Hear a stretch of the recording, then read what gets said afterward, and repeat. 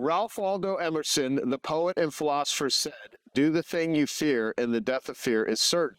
T.S. Eliot said, "Only those who will risk going too far can possibly find out how far they can go."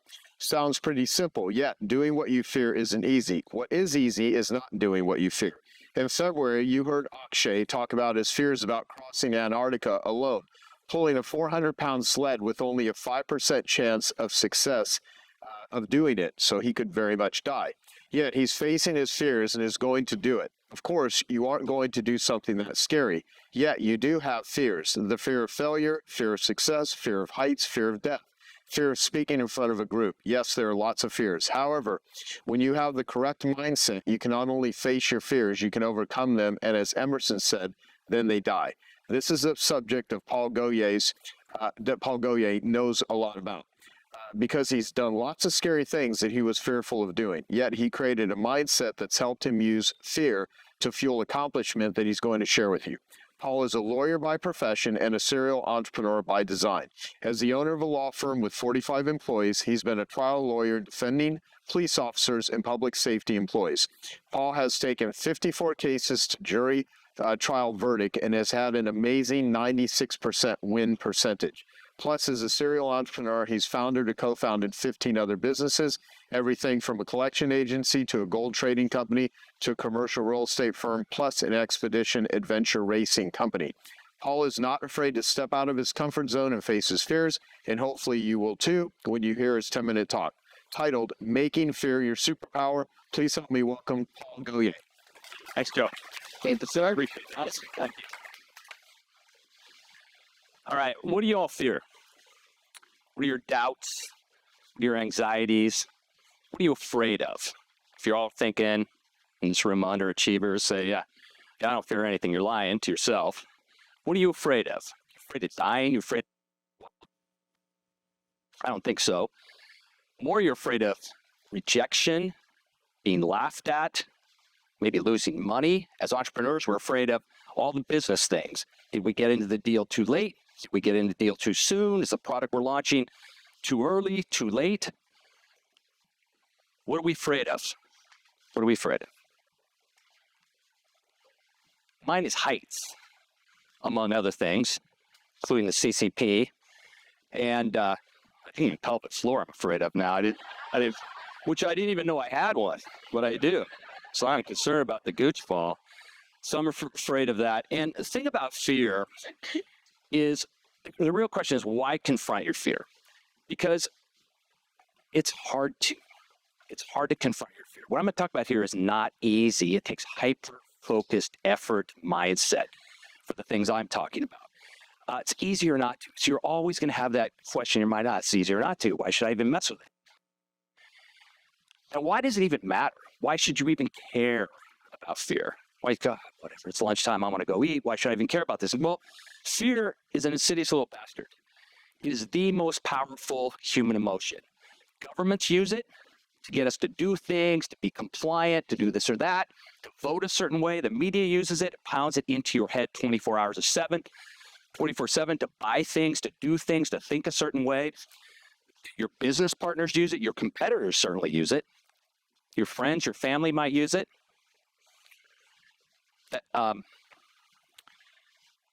But the most important thing fear does to you is it robs you of your spirit. It kills your ambition. It's the difference between mediocrity and success. If you want to live a half-assed life, go with fear. If you want to have super success, you have to deal with fear. And you have to do more than just deal with fear. The thing about fear is when you fear something, you empower it. You fuel it. And this is real. And my solution to fear, and I'm going to give you one big example, is really two easy components. The solution is mindset. It's a super hyper-focused mindset, not a broad scope mindset that we talk about here all the time, and effort. And it's not a little effort. It depends what the circumstances are. So I'll tell you a little bit of a story. I did, for many, many years, I did expedition adventure racing. And what expedition adventure racing is, it's a team sport, teams of 4 race over hundreds of miles in the wilderness by just doing human-powered travel. So most of the time we're on foot, we're hiking, we're running, we're trekking, we're on water, like there at that Picture I'm in the Colorado River outside of Moab, Utah. So I'm on a riverboard there. Oftentimes we're wearing kayaks, rafts. We're endlessly on mountain bikes. And and throughout the whole process, you're hitting checkpoints along the way using only a map and a compass and your ability to read the terrain. We race around the clock. So every 24-hour cycle on my teams, we sleep in 1 hour. And this particular day took us 9 days. The other thing about expedition adventure racing is there's a hell of a lot of climbing. Climbing is traversing, rappelling, and ascending in all kinds of crazy circumstances. Now to climb in this particular race in Moab, Utah, we were doing a difficult traverse in this canyon called Hell's Roaring Canyon. It's the most appropriately named place in the world. We should have really named it Hell, or Mordor for you nerds out there. Mordor. Yeah, and so we're doing this traverse, and we got to a point in the canyon floor we had to climb. So we had to climb 500 feet up to the rim of the canyon. And the problem is, the canyon was set up, or the wall was set up in such a way that 400 feet of it was overhanging, meaning we're just in a rope out in space and not on the wall, which tends to make it easier. So to climb up a rope, same race on a different wall, total badass, by the way. You have this series of gear. You're in harness, you have straps, slings, carabiners, daisy chains, all hooked together to work your way up this rope. And so in Hell's Roaring Canyon, we're climbing parallel ropes, much like in this picture here. My teammate Mats from Sweden was next to me, and we started climbing. Things are going great until I got to 300 feet up. I'm 300 feet up, and my gear got hopelessly tangled. So I'm stuck, and I got this fear of heights, remember? So it's a constant effort to deal with that shit. So I get hopelessly stuck, and I couldn't get myself unstuck. So Matt's caught up to me on the parallel rope, and we decided that the best strategy was that he was going to swing over. We were going to interlock legs. I was going to lift myself up with just my grip strength. He would disconnect me from my rope, clear out my gear, reconnect me, and we... Now, climbers in the audience, you know we have broken every safety rule possibly imaginable, which is cool with me because I hate rules. So we did this. Matt swings over. Talk like Arnold Schwarzenegger, by the way, it's hysterical. He swings over. We interlock legs. He says, "Can you do this?" Fuck yeah, I can do it. Got super psyched up, pulled myself up just by my grip, got myself up about 10 inches, held myself there for what seemed like an eternity. Matt's unhooked me, fixed my gear, reattached me, and then there was the moment of truth where I had to let go and sink back into my harness. Well, I'm here. So it worked. Otherwise, this $1 million racehorse would have been scorpion food at the bottom of the canyon. So I'm here. So Matt's and I climbed, and I can still feel it today as I'm talking about. We climbed up to the rim of the canyon, and by now the sun's starting to come up. It's just early sunrise. I was greeted with this spectacular sunrise. Never seen anything like it in my life. It was crazy sunrise, but it was more than that. It was this spiritual experience where I got this fucking bolt of lightning through my forehead, where I just was filled with gratitude. Gratitude to be alive, gratitude to be here, period. And all this super self-confidence, which is a great experience. I think back on that, I can feel it right now. And it got me thinking, it ties in my mindset, what are the odds? What are the odds of being here and now? Well, here in the United States, best country in the world to be an entrepreneur. Bar none. Why now? 2023. Well, you could have been born 100 years ago, 500 years ago, 50,000 years ago, and your life would be much more difficult than it is today. You could have been emperor of Rome 2,000 years ago, and your life would suck compared to what it is today. Except maybe if you're Caligula. That dude knew how to party, and he invented the toga party, which is the only reason I went to college in the first place. So what are the odds of being here and now? Well, I'll tell you what they are. They're 1 in 10 with a lot of zeros. How many zeros? Okay, well, on that screen alone, there's 3,885 zeros. If I was to show you all the zeros of your odds being here and now, it would be 685 screens. I'd be scrolling all damn day. The odds of you being here is 1 in 10 to the 2.7 millionth power. It is so unlikely, it's effectively impossible. Winning the Powerball lottery is a stone cold lock by comparison. You've won, and I've won the genie fucking logical lottery. And that is my word, which you all can use in a Hemingway-esque moment that I came up with. So feel free to use that. Well, what did that do to me in terms of mindset? Well, mindset and my solution for dealing with fear requires two things. It requires mindset and it requires effort. So if I just won the hardest lottery in all of the universe to win, by God, I'm going to put forth the effort. I don't care how much effort it takes. And I'm going to make the most out of every second. Combine that with mindset, and I don't mean broad-based mindset. I'm not talking about, the general mindset we talk about here all the time. I'm talking about day by day, hour by hour, minute by minute. And if you're hanging over the abyss of hell by a 3/8-inch rope, that is second by second mindset, where my only focus, the only thing I let it enter my mind is I was strong enough to hold myself up. Because in that business, if you didn't have that exact mindset, if any doubt enters your mind, hello, Scorpions. Beauty of it all is it's up to you. It's up to you and only you. And that's liberating if you accept that responsibility, because you have control of two things. And the way I look at it is that's all I have control of in life. My mindset and my effort. So why would you do this? Why would you confront? Because you are creating an overwhelming reservoir of evidence validating your mindset time and time and time again to build massive confidence. Do it over and over again. You fill that reservoir up to build massive confidence. Now, I could tell you, I could keep you entertained all day about all the scary things I've done. My first jury trial was super scary because I didn't know what I was doing mainly. Well, I definitely didn't know what I was doing. I was a baby lawyer. But what I want you to do is imagine. Imagine if you were truly fearless.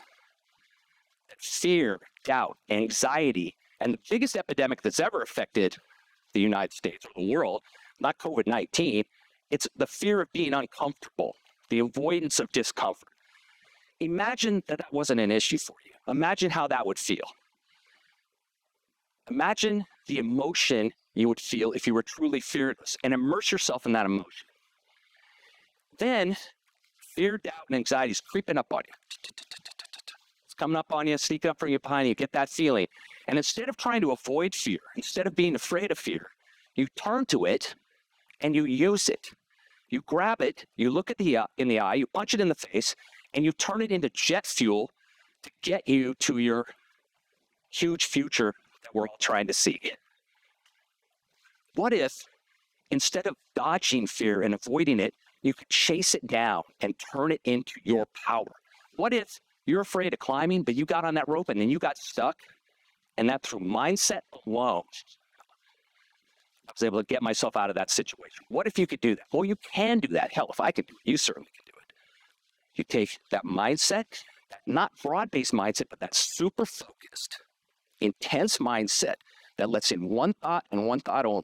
And you combine that with your effort, that effort that's justified, that's warranted, because 1 in 10 to 2.7 million power. You combine those, boom. You've turned fear into your superpower. So now, thanks.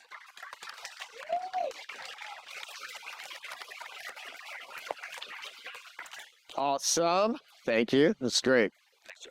Jeez, appreciate it. Thank you. Thank you. Joel? I'm a little bit afraid. I think I comments here. He's a powerful guy, and he's an attorney as well. Please be okay. Oh, boy. If you had to follow the last two speakers, what would you have been thinking if you were Paul standing up here? We had two great speakers, and you faced fear, and you just did a great job. That was such a good example of how to make a wonderful presentation. He defined fear again. Are you defining your terms so everybody's with you? And then he gave you the solution right away about mindset. That's what you were going to hear about. And then he wanted to know what other things you were afraid of. And then he did something that you should always do if you speak at an event Will you follow anybody else? He tied back to what we experienced. Were you planning to talk about pelvic floor? No. No. He knew that we were. So he went where you were. That's what you need to do. Go where your audience is. And then he gave us that example of the race. 2 minutes, 51 seconds. You started in about that race. It was not the opening. Why do you open with a story about yourself? No one cares. No one cares about you. They care about them. Open with you. And that's what he did. He talked about you. And then in almost 3 minutes, he gave an example of a personal story. And then the ropes. And I mentioned before about the audience making sounds. I don't know about this half of the room, but this half of the room went, ooh, when they saw that picture. And then I heard it was a woman's voice. I know it wasn't Martha, because she's not afraid of anything. Something like that. No. Somebody went over there. No. Maybe was that you?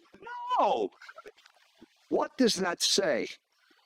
They were in the message. They were experiencing what he was describing. Are you putting your audience in your message so they feel and think what you're experiencing? This was such a great example. And then how about those zeros and the 2.7 million power? I mean, just imagine our odds of being here. And then that clue. What's it? Yes. Yeah. That's my last part. Repeating it, but no, I'm just repeating it so people that don't have a mic can hear. Okay, yes. Yeah. That's right. Are you passionate about what you know? Everyone, was Mark passionate about taxes? Was Jenna passionate about public law? Was this guy passionate about what are you passionate about? And it is coming out in love for your audience. And that's what you just saw in 3 great speakers. So let's give Paul another great answer. Hold on, Rick. Hold us.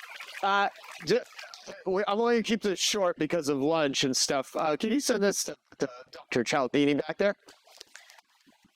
Question for you. So fear, certainly, I mean, so much of my life, the things that I was so definitely afraid of asking anyone out in high school. I used to try to trick myself into like, it's not rejection, it's just taking a survey of who has good taste and who doesn't.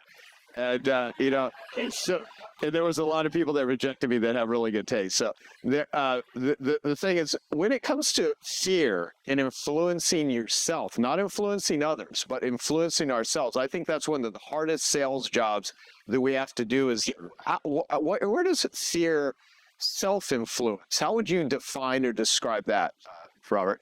Well, it's a motivator to avoid it. Yeah. Certainly we want to do that.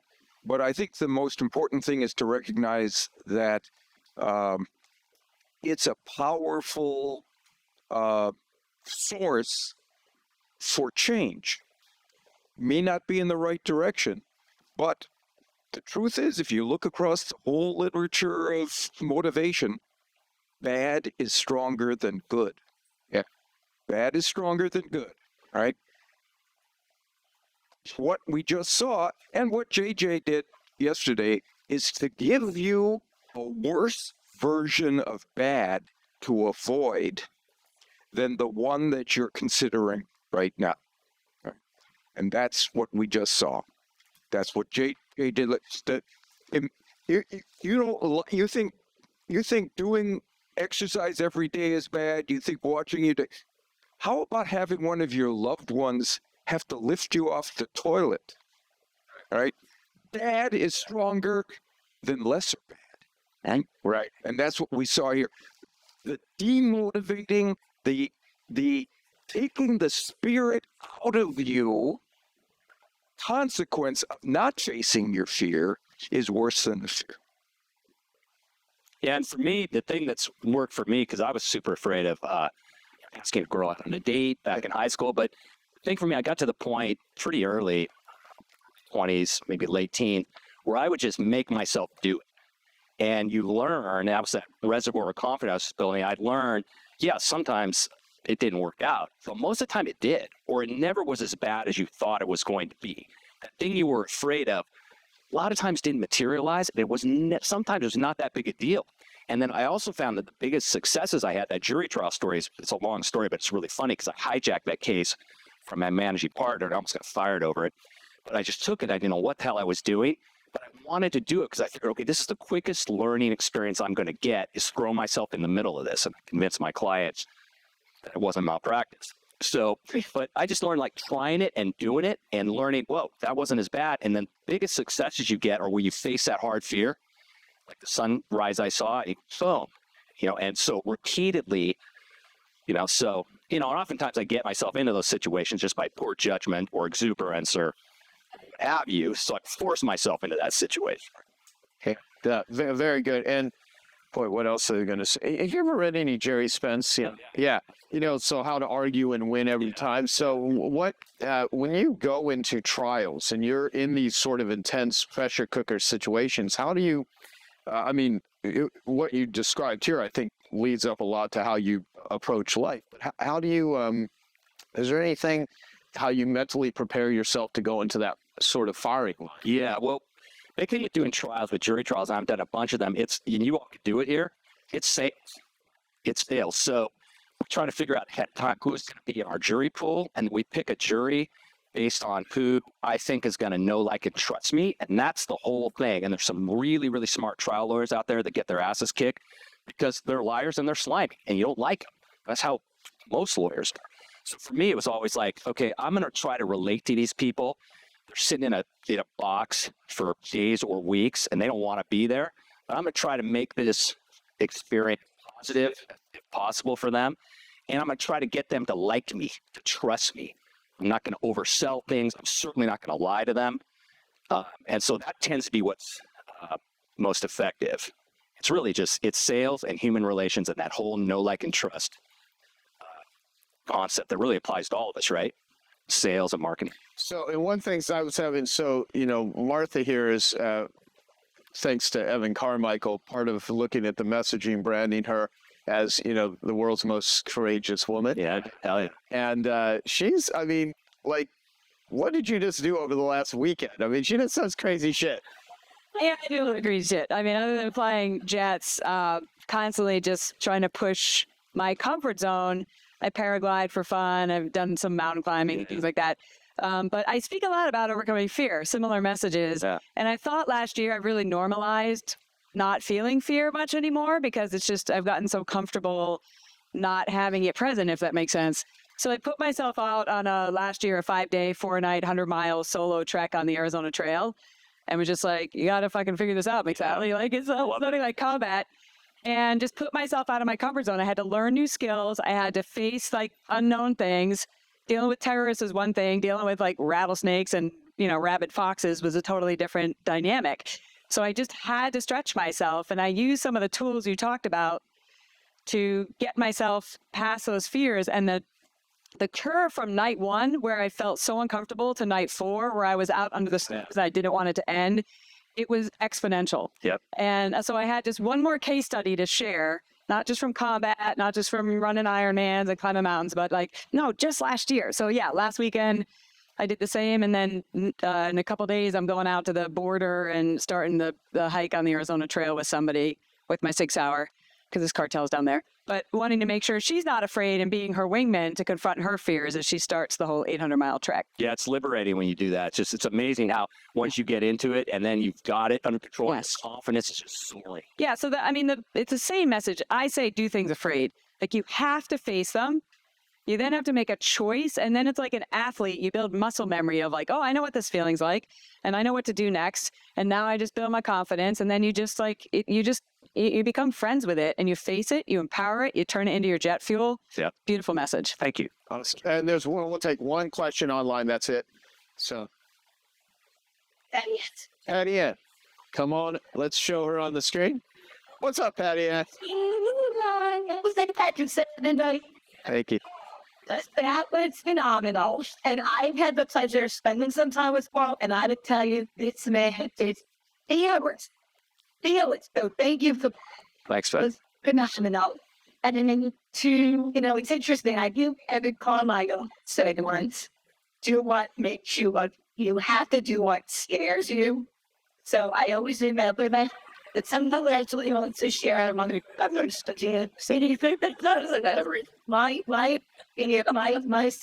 take on fear and anxiety and all of our people is fear doesn't prevent you from doing the wrong thing. It prevents you from doing the right thing. Yeah. And if you shift your mindset, all of a sudden, we have nothing to fear, the fear itself. That's great. That's great. Thank you. Yeah. Thank you, man. Awesome, man. Thank you, Ray. Appreciate it very much. Appreciate it.